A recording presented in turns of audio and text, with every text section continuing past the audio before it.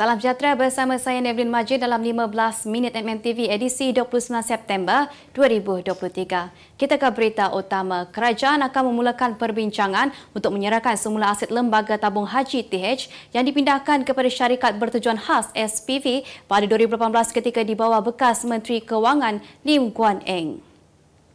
Perdana Menteri Datuk Seri Anwar Ibrahim berkata keputusan itu dibuat selepas Kementerian Kewangan yang dipegang olehnya berpuas hati dengan prestasi kewangan TH yang terus memulih. Katanya beliau juga berpuas hati dengan masalah pengurusan dan tata kelola TH selepas bergelut dengan isu kepincangan yang bermula sejak 2015.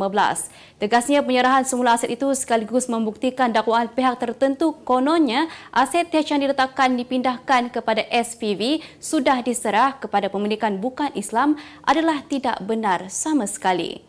Sebelum ini, pada Disember 2018, TH memindahkan aset yang tidak menguntungkan kira-kira 19.9 bilion ringgit kepada SPV sebagai langkah untuk memantapkan kedudukan kewangannya.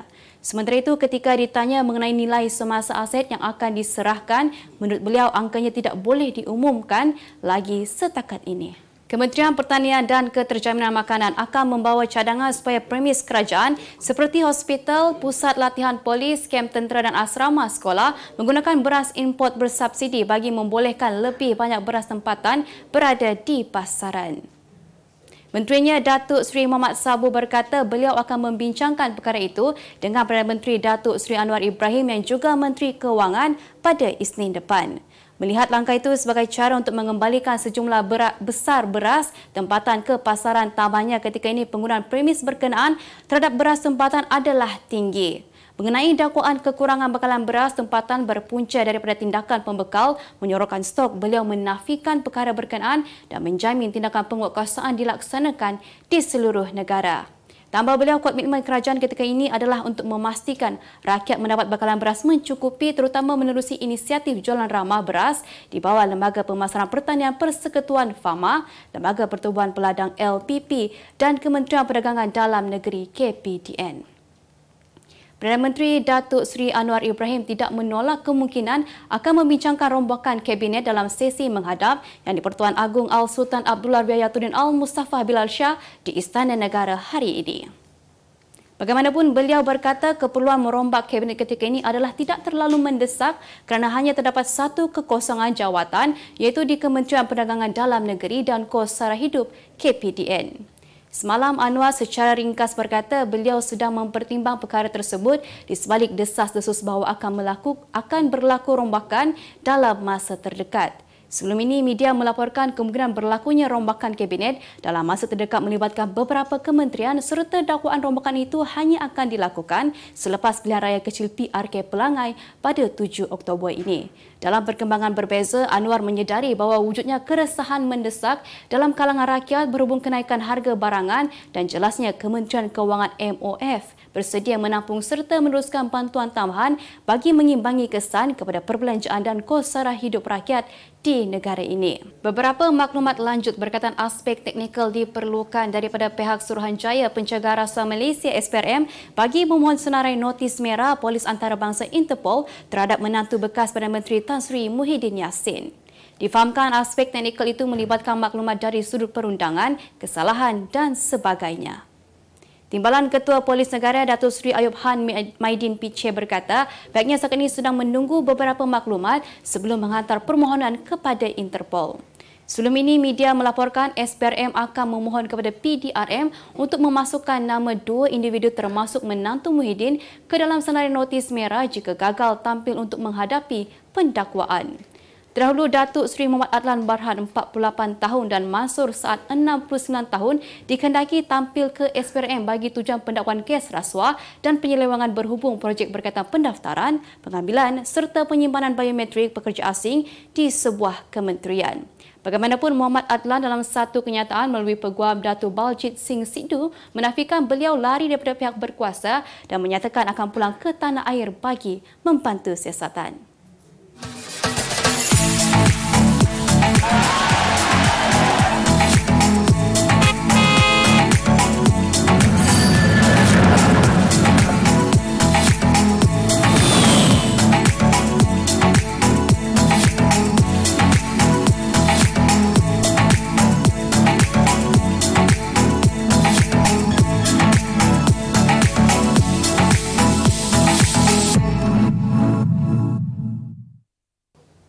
Seramai 9 individu termasuk seorang wanita didakwa di Mahkamah Magistrate Georgetown hari ini atas tuduhan menculik seorang wanita warga Indonesia yang juga isteri kepada seorang kontraktor 3 minggu lalu.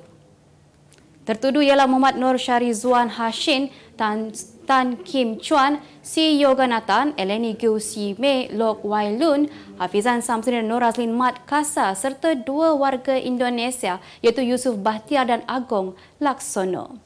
Kesemua mereka mengangguk faham pertuduhan yang dibacakan jurubahasa di hadapan Magistrate Nadatul Naim Muhammad Saidi. Bagaimanapun, tiada sebarang pengakuan direkodkan daripada kesemua tertuduh yang berusia antara 29 hingga 41 tahun itu. Mereka didakwa melakukan kesalahan tersebut di bawah Seksyen 3 Akta Penculikan 1961, Akta 365 dibaca bersama Seksyen 34 Kanun Keseksaan dengan hukuman penjara maksimum 40 tahun dan sebatan jika disabit bersalah. Mahkamah turut tidak menawarkan sebarang jaminan terhadap tertuduh dan kes akan disebut semula pada 11 Disember depan. Terdahulu, media sebelum ini melaporkan seorang wanita warga Indonesia diculik ketika sedang bercuti bersama 2 rakannya dipercayai anggaran hutang perniagaan suaminya berjumlah RM540,000. Sistem kutipan tol secara pembayaran terbuka SPT melibatkan 11 syarikat konsensi lebuh raya mula dibuka secara rasmi hari ini. Kementerian Kerja Rakyat KKR dalam kenyataan berkata pelaksanaan itu melibatkan pengguna kenderaan kelas 1, kenderaan persendirian boleh membuat bayaran tol secara SPT di 11 lebuh raya terpilih. Lebuh raya terlibat adalah Lebuh Raya Sungai Besi Best Raya, Lebuh Raya Baru Pantai NPA, Lebuh Raya Bertingkat Ampang Kuala Lumpur AKLE, Lebuh Raya Koridor Guthrie GCE, Lebuh Raya Damansara Puchong LDP dan Lebuh Raya Sistem Penyuaran Trafik Kuala Lumpur Barat Sprint.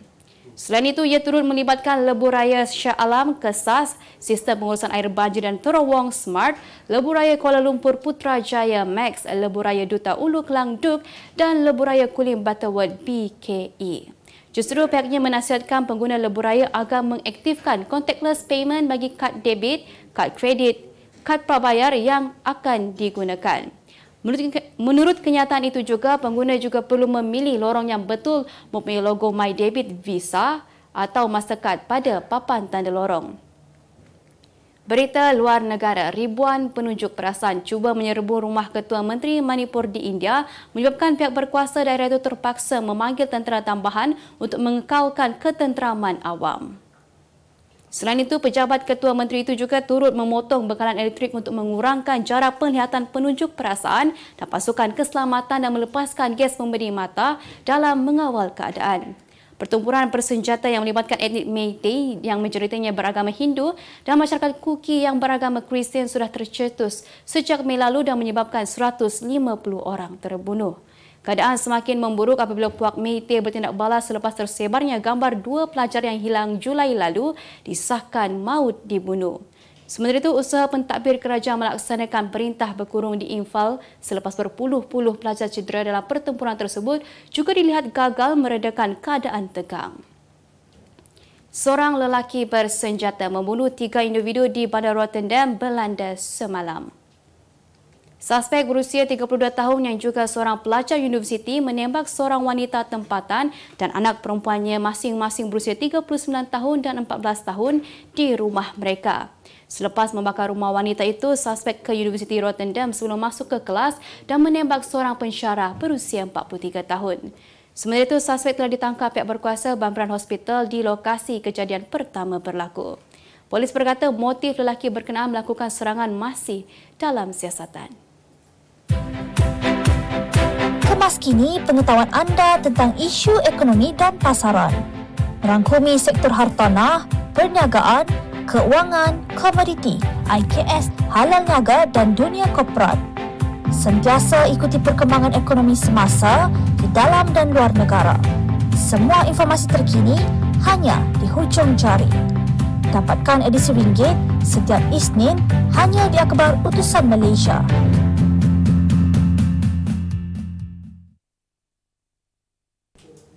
Kita ke berita ekonomi. MIDF Research mengunjurkan tekanan inflasi makanan terus meningkat pada separuh kedua 2023. Ekoran Malaysia sebagai pengimport makanan bersih bekal terjejas di tengah-tengah kesan perubahan iklim dan perkembangan luaran ke atas dasar ekspor makanan.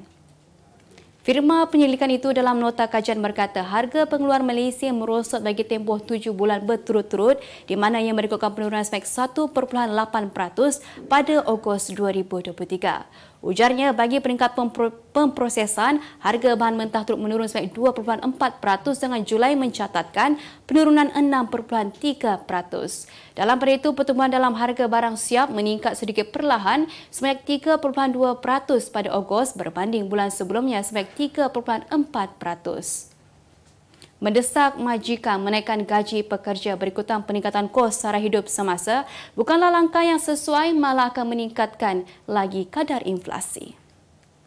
Bercakap kepada Tusan Malaysia, Presiden Persekutuan Majikan Malaysia MEF, Datuk Dr. Syed Hussain Syed Husman berkata, sebaliknya kerajaan perlu mengambil langkah sesuai kerana majikan turut berdepan bebanan yang sama dalam isu kos sara hidup.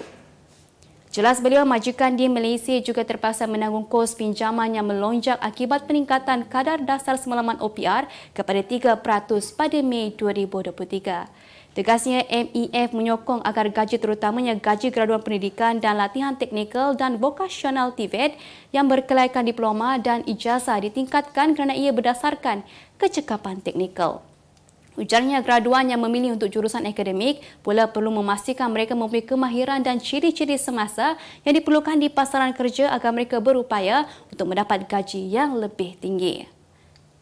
Beralih ke berita sukan, kematian sepupu beberapa hari sebelum perlawanan menjadi antara punca keadaan kepada pemain pertahanan Selangor Yazan Al-Ara bertindak luar kawalan apabila menendang pengadil perlawanan suku akhir kedua Piala Malaysia antara Red Giants dan Terengganu di Stadium Majlis Bandaraya Petaling Jaya Sabtu lepas. Bagaimanapun, pemain dari Jordan itu sedar tindakannya terhadap pengadil itu keterlaluan hingga meletakkan rakan-rakan sepasukannya berada dalam situasi sukar. Sedar dengan tindakannya itu menerima banyak kecaman daripada pelbagai pihak, Yazan menjelaskan dia bermotivasi untuk menjadi individu yang lebih baik.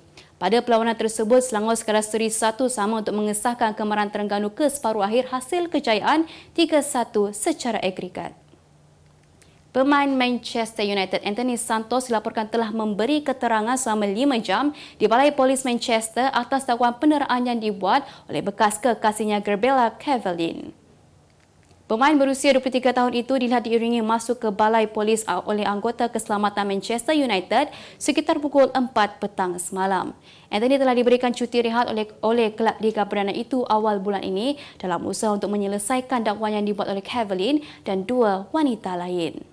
Cavallin telah menuduh Anthony menyerangnya sebanyak 4 kali, manakala 2 lagi wanita iaitu pelajar undang-undang Raisa Di Freitas dan pegawai bank Ingrid Lana turut tampil di Brazil untuk membuat dakwaan yang sama mengenai tingkah laku agresif pemain tersebut. Difahamkan Anthony sendiri menghubungi polis Greater Manchester GMP dengan menawarkan diri bertemu mereka dan menyerahkan telefonnya untuk disoal siasat. Anthony yang menyertai United pada musim panas 2022 dituduh menanduk dan menumbuk Cavallin selain didakwa merosakkan implan payudaranya. Sebagai penutup 15 minit MMTV hari ini, saksikan laporan cuaca esok, Sabtu 30 September 2023. Jangan lupa dapatkan apa Tusan Malaysia dan Kosmo untuk berita-berita terkini dan menyeluruh. Sekian sahaja daripada saya, Evelyn Majid. Salam sejahtera dan selamat berhujung minggu.